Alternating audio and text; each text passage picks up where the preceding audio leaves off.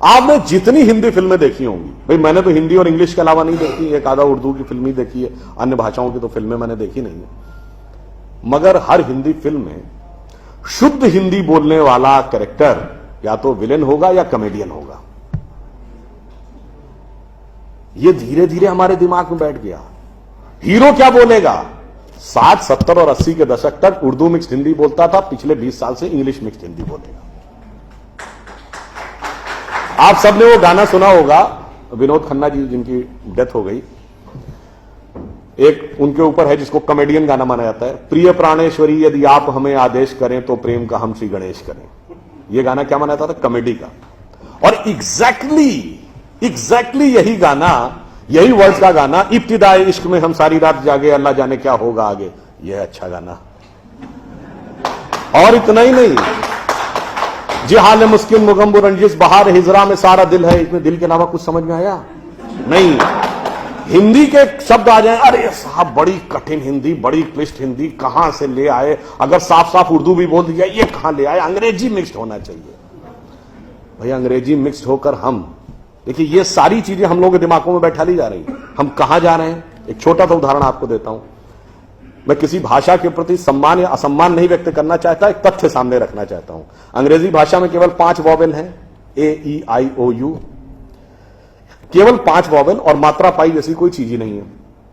इसलिए इसमें साइलेंट का भी प्रॉब्लम है और एक्सेंट का भी प्रॉब्लम है। एक कश्मीरी और पंजाबी जिस एक्सेंट में बोलता है, एक बिहारी जिस एक्सेंट में बोलता है, एक तमिल और केरलाई जिस एक्सेंट में बोलता है, उसमें भारी अंतर है।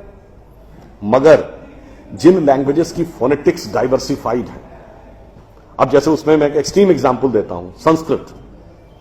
आप वैष्णो देवी के मंदिर जाइए या तिरुपति बालाजी के मंदिर, काशी विश्वनाथ या कामाख्या, जब पुजारी मंत्र बोलना शुरू करता है एक्सेंट में कभी डिफरेंस देखा है?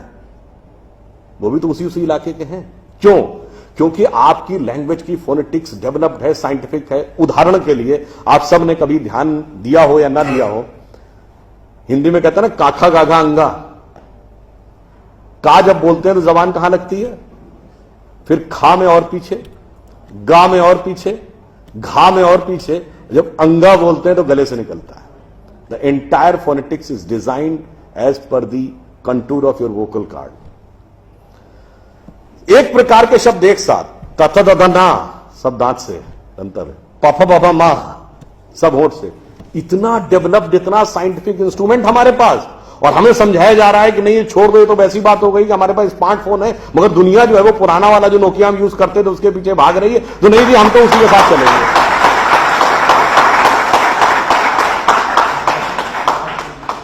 अंत में मैं एक बात और कहना चाहूंगा, हमें एक ये समझाया जाता है साइंटिफिक नहीं है, हम लोग साइंटिफिक नहीं है, साइंटिफिक एटीट्यूड से चलना चाहिए। मान लिया साहब, बिल्कुल साइंटिफिक एटीट्यूड से चलना चाहिए। मैं एक छोटी सी बात पूछना चाहता हूं। अभी एक विवाद आ गया था, उस विवाद पर नहीं जाना चाहता, जो वो हज का सब्सिडी खत्म हुई तो कुंभ मेले का विषय आ गया। कुंभ मेला हम सब जानते हैं। कुंभ मेले का एक एस्पेक्ट आप लोगों ने कभी ध्यान दिया है? कुंभ मेला कितने साल में एक बार पड़ता है? 12 साल में। 12 साल में एक बार क्यों पड़ता है? क्योंकि वो जुपिटर की साइकिल पर आधारित है। बृहस्पति ग्रह हर 12 वर्ष के बाद अपना एक चक्कर पूरा करके उसी राशि में दोबारा आता है, इसलिए कुंभ मेला 12 वर्ष में एक बार पड़ता है। हजारों सालों से चला आ रहा है, ठीक है? तो इसका मतलब हमको पता था ना कि बृहस्पति की साइकिल 12 साल की है। इनको तो अभी 100 साल पहले पता चला कि बृहस्पति की साइकिल 12 साल की है, और उसके बाद हमको समझा दिया जाता है नहीं साहब हम अनसाइंटिफिक थे। अब आप एक और बड़ी मजेदार बात देख लीजिए। सूर्य ग्रहण और चंद्र ग्रहण पड़ता है तो उसका डेट और टाइम कौन तय करता है? सरकार घोषणा करती है ना, टीवी पे आता है, रेडियो पे आता है, अखबार में आता है। किस बेस पे आता है? नासा की फिजिकल ऑब्जर्वेटरी बताती है कि फला तारीख को इतने बज के इतने मिनट पे सूर्य ग्रहण या चंद्र ग्रहण पड़ेगा, सोलर इक्लिप्स और ल्यूनर इक्लिप्स। मगर ये बताइए 1950 से पहले तो नासा की ऑब्जर्वेटरी नहीं थी। 1920 में जब अल्बर्ट आइंस्टीन ने रिलेटिविटी की थ्योरी दी, उससे पहले रिलेटिव मोशंस ऑफ प्लैनेट नहीं पता था। सॉरी, 1916 में।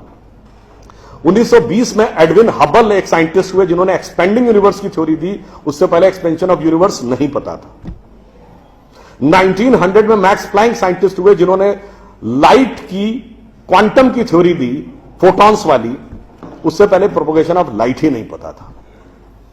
1897 में जे टॉमसन ने इलेक्ट्रॉन खोजा, उससे पहले आप मानते थे एटम अनडिविजिबल है। और 1633 में आप ये कहते थे, गैलीलियो को फांसी दे रहे थे इस बात के लिए कि उसने कहा सन रिवॉल्व्स राउंड द अर्थ, गलत है। तो भैया आप 380 साल चल के जहां पहुंचे हैं, हमारा पंचांग तो युधिष्ठिर के जमाने से एज इट इज चला आ रहा है 5100 साल। मतलब ये लॉजिक नहीं है, ये तो साइंटिफिक। फिर भी हमें समझाया जाता है कि साहब जो हमने सोचा उस सब हम साइंटिफिक थे, हम गलत थे। बड़ी मजेदार बात है। इन ए स्पैन ऑफ लिविंग जनरेशन 50 साल में, देखिए ये जो अर्बन नक्सल्स थे उन्होंने हमारे दिमागों में क्या क्या भरा और फैक्ट क्या था। 50 साल पहले जिस जिस चीज का मजाक उड़ाया गया वो चीज आज ठीक उसके उलट हो गई। 50 साल पहले कहते थे अरे यार ये अगर खेती करनी है तो mechanised farming, chemical fertiliser use करो। गाय के गोबर से कोई खेती होती है? आदमी चांद पे पहुंच गया, तुम गाय के गोबर पे पड़े हो। आज नहीं, ऑर्गेनिक फार्मिंग। 50 साल पहले क्या कहते थे? अरे भाई ये जड़ी बूटियों फल पत्ती खाने से कोई इलाज होता है? नीम हकीम खतरा है जान। खाना है तो नई दवाएं खाओ, क्लोसिन, मेटासिन, टेरामाइसिन। आज आप क्या कहते हैं? नहीं, केमिकल नहीं, हर्बल मेडिसिन की तरफ जाओ। ठीक, आज से केवल 50 साल पहले आप ये कहते थे, जब हम कहते थे पेड़ों की रक्षा करो, जंगल की रक्षा करो, पहाड़ की रक्षा करो, कहते थे this is the reminiscence of a primitive tribal civilisation. आज 1992 के रियो डी जेनेरो से लेकर 2009 के कोपेनहेगन से लेकर 2016 के पेरिस तक आप कहते हैं नेचर फ्रेंडली डेवलपमेंट करो। भैया सब कुछ उलटता जा रहा है। जो हमने कहा, जिसका आपने मजाक उड़ाया, वो सब कुछ सही होता जा रहा। अब मैं एक और बात कहूंगा जिसका कि बहुत मजाक उड़ाया गया, शायद हम लोग कभी ध्यान नहीं देते। भारत में यह कहा जाता था कि ज्ञान प्राप्त करना है तो ध्यान लगाओ। संत महात्मा जाके गुफा में ध्यान लगाते थे, पीर फकीर जाके कहते थे इल्हाम हो जाएगा। लोग कहते थे क्या बेवकूफ है, हाउ इज इट पॉसिबल? ऐसा कहीं हो सकता है क्या कि जाके ध्यान लगाया और ज्ञान प्राप्त हो गया? If you want to attain knowledge you must outreach, understand the things, meet the people, visit the place, like what Darwin has done. अब 50 साल बाद मैं आपसे पूछता हूं, आपको न्यूयॉर्क टाइम्स अखबार पढ़ना है तो दो रास्ते हैं। एक, यहां से दिल्ली से न्यूयॉर्क की फ्लाइट पकड़िए, 16 से 22 घंटे लगेंगे डिपेंडिंग अपॉन योर फ्लाइट, और आज का अखबार कल पढ़िए। और दूसरा है कि मोबाइल पे डाउनलोड करिए खट से और पढ़ लीजिए। क्यों? आपके हाथ में डिवाइस है, जिसने डिवाइस बनाई उसने सॉफ्टवेयर भी बनाया है, और जिसने सॉफ्टवेयर बनाया उसने सपोर्टिंग नेटवर्क भी बनाया है। उसी ढंग से हमारा शरीर एक डिवाइस है, तो इसके अंदर मन, बुद्धि, चित्त, अहंकार और कॉन्शियसनेस एक सॉफ्टवेयर है, और उसका कनेक्टिंग नेटवर्क भी है। बस नेटवर्क से कनेक्ट होना है और सब डाउनलोड है।